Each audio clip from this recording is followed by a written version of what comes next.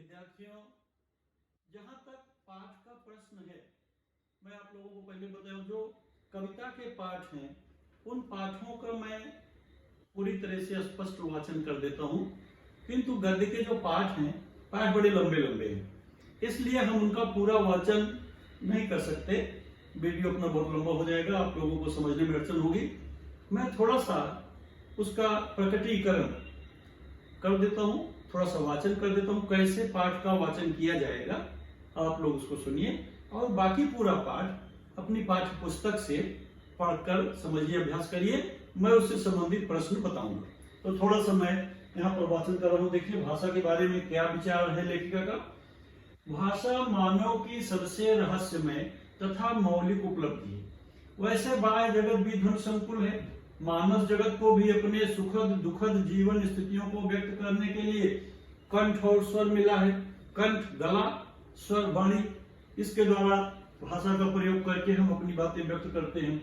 चेतन ही नहीं, जड़ प्रकृति के गत्यात्मक परिवर्तन भी ध्वनि द्वारा अपना परिचय देते हैं। वज्रपात से लेकर फूल के खिलने तक, यानी कोमल और कठोर सारी ध्वनियां, जितने कठिन कोमल आरोह अवरोह क्रम है, निदाग के हराते बवंडर से लेकर वासंती पुलक तक लय की विविधतामयी मूर्छना है, उसे कौन नहीं जानता।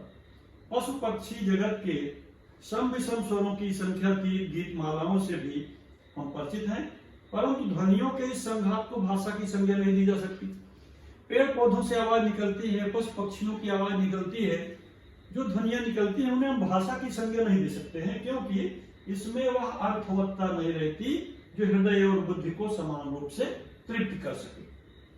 ध्वनियां तो निकलती है, आवाज होती है, लेकिन उसे उसका शुद्ध और परिमार्जित रूप नहीं है जिसे हम एक भाषा का रूप दे सके।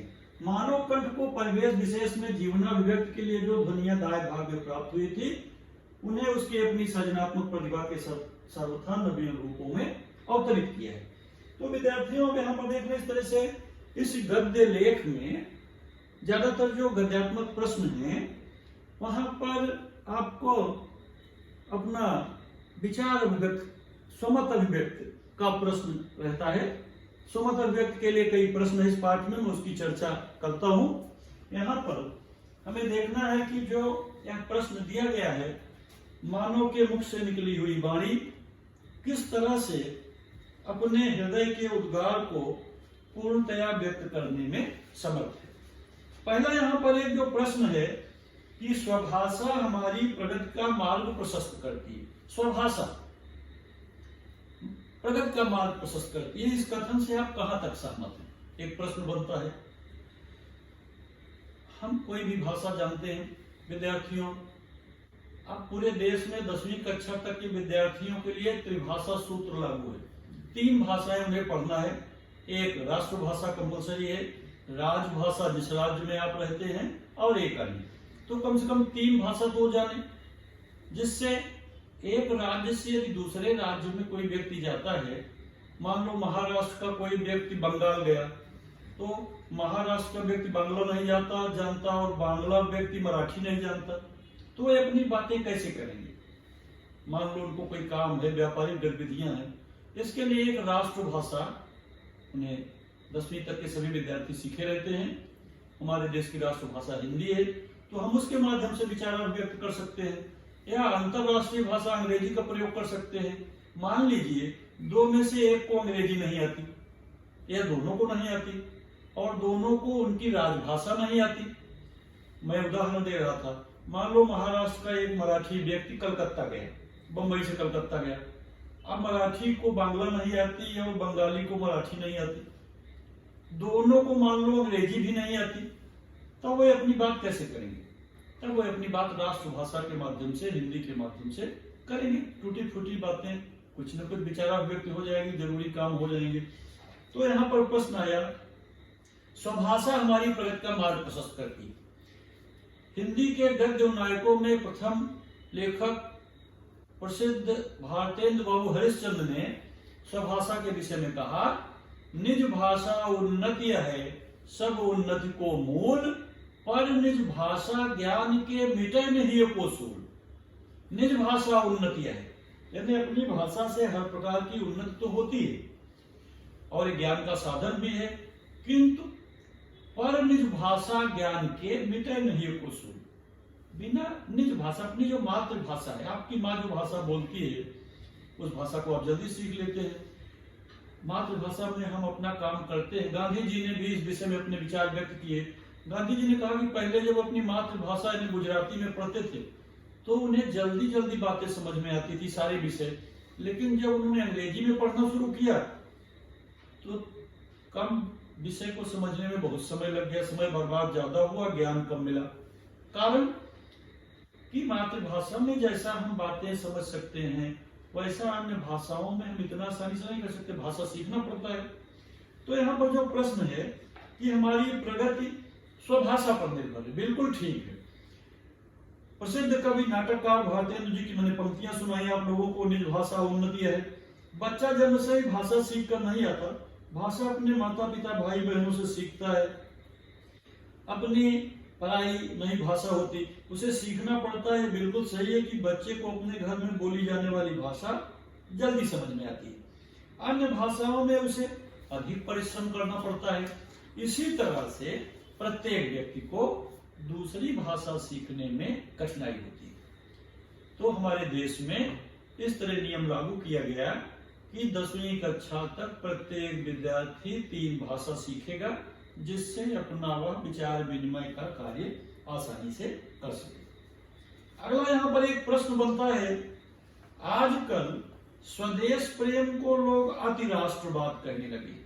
देश प्रेम या स्वदेश प्रेम, प्रत्येक व्यक्ति के मन में देश प्रेम की भावना तो होनी चाहिए। हाँ, प्रसिद्ध कवि राम नरेश त्रिपाठी ने अपनी एक पंक्ति में लिखा है, जो भरा नहीं है भावों से बहती जिसमें रसधार नहीं, वह हृदय नहीं है पत्थर है जिसमें स्वदेश का प्यार नहीं। यानी प्रत्येक व्यक्ति के मन में देश के प्रति अपने प्रेम होना स्वाभाविक है, अन्यथा देश पर संकट आ जाएगा, देश पर खतरे आ जाएंगे। व्यक्ति जहाँ पैदा होता है, जिस देश में रहता है, खाता पीता है, अन्न जल ग्रहण करता है, शिक्षा लेता है, तो अपने देश की सुख समृद्धि की कामना इसके मन में सदैव रहती है। देश पर जब कोई संकट आता है तो प्रत्येक व्यक्ति प्राणों की बाजी लगाकर देश की रक्षा करता है। किंतु इसे आजकल लोग अति राष्ट्रवाद के रूप में देख रहे हैं। राष्ट्रवाद तो ठीक है, किंतु राष्ट्रवाद के साथ साथ अति राष्ट्रवाद हानिकारक है। अति राष्ट्रवाद का परिणाम यह होता है कि लोग बिना सोचे समझे किसी एक ही विषय पर लगातार काम करते रहते हैं। अब चूंकि हमारा भारत जैसे देश में यहाँ पर विविध भाषा भाषी धर्मावलंबी लोग रहते हैं, हमारा देश एक धर्मनिरपेक्ष देश है, धार्मिक सत्ता नहीं। यहाँ पर प्रत्येक व्यक्ति को अपने धर्म के अनुसार पूजा पद्धति की स्वतंत्रता है, अपनी भाषा बोलने की स्वतंत्रता है, अपना कार्य करने, नौकरी करने। यानी हमारे देश की शासन व्यवस्था धर्म के आधार पर नहीं बल्कि संवैधानिक व्यवस्था है, संविधान के आधार पर चलती है। भारतीय संविधान है, इंडियन कॉन्स्टिट्यूशन, उसकी धाराओं के तहत नियम कायदों का हमें पालन करना पड़ता है। तो इस तरह भाषा का विचार करके अब कई लोग दूसरे प्रांतों में भाषा को लेकर के लड़ाइयां हो रही हैं। कई बार महाराष्ट्र जैसे प्रदेश में ही हिंदी को लेकर, हिंदी भाषियों को लेकर के, कभी तमिलनाडु में, केरला में, अन्य प्रांतों में भाषाई दंगे हो जाया करते हैं। वो लोग, क्योंकि प्रत्येक राज्य का व्यक्ति चाहता है कि जो उसकी राजभाषा है वह महत्व की हो, उसे राष्ट्रभाषा बना दिया जाए, किंतु ये संभव नहीं है।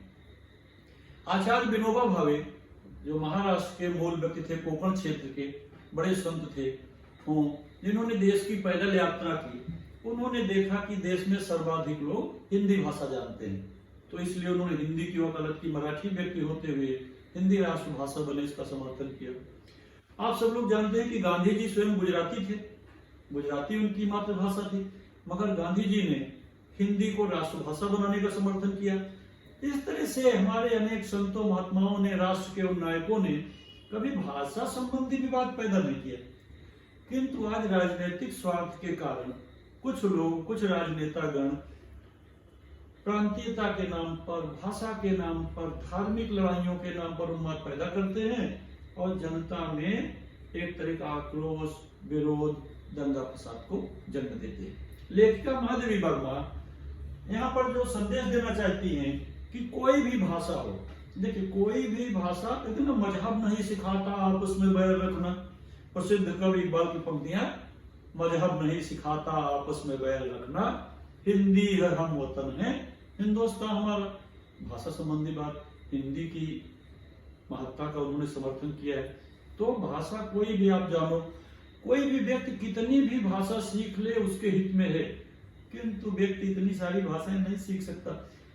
एक पाठ आप लोगों को कट गया था तो घुमक्कड़ जिज्ञासा, लेखक पंडित राहुल शंकरित्यायन कम से कम 20 से अधिक भाषाएं जानते थे, 20 से अधिक भाषाएं जानते थे।